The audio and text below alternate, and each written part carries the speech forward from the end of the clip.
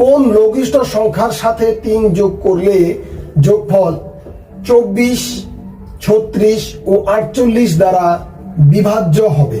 এমন একটা সংখ্যা আছে যার সাথে 3 যোগ করলে এই সংখ্যাগুলো দ্বারা নিঃশেষে বিভাজ্য হবে।